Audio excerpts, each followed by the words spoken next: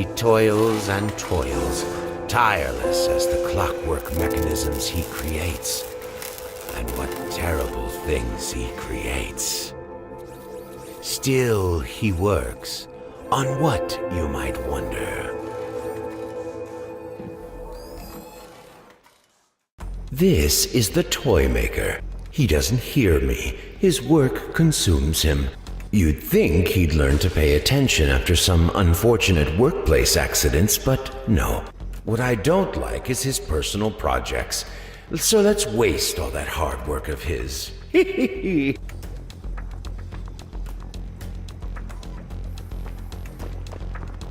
There's no chance he'll catch up to that minion.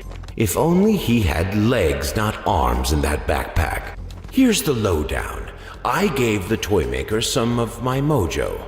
You can use it to put what's the word? An ectoplasmic metaphysical nexus. What? That's too difficult to pronounce? Let's call it a totem instead. You can put a totem on the ground. His obsession with that mode of light is driving me crazy. I'll let you in on a little secret. The Toymaker is the one who built this place and those things I called minions. And what an awful job he did. Now I know his mind was occupied by something else. More of your hollow children. Do those pale imitations of life soothe your pain or amplify it, I wonder? This one rose above its peers. It's almost like it has a will of its own. A will to kill. This is the end, Toymaker. Now go back to your workshop and make me some more minions. Well, that was unexpected. You're telling me I could have done nothing and this whole thing would still backfire? Talk about a waste of time. In his art, he was peerless, a Toymaker without equal. Yet he was childish and selfish and irresponsible. He married on a whim and didn't really pay any attention to his family until the night his children snuck into his workshop and hid in the giant furnace. Then he noticed them. It was the screams, you see.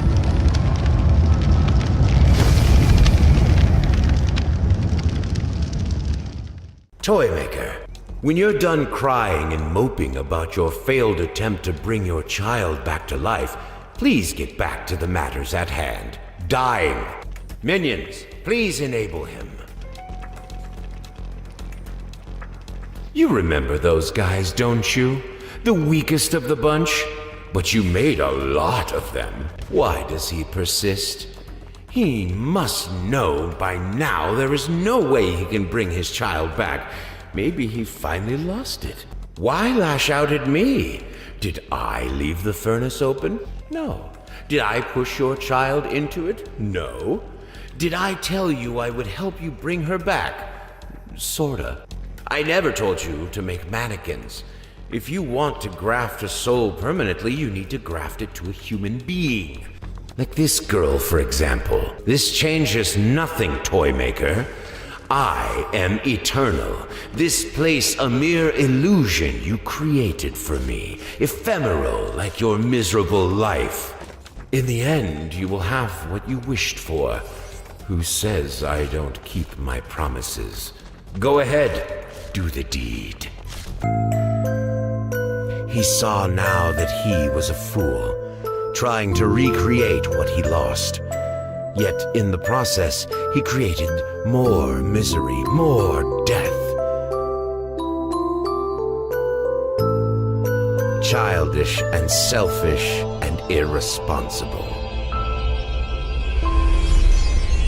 No more.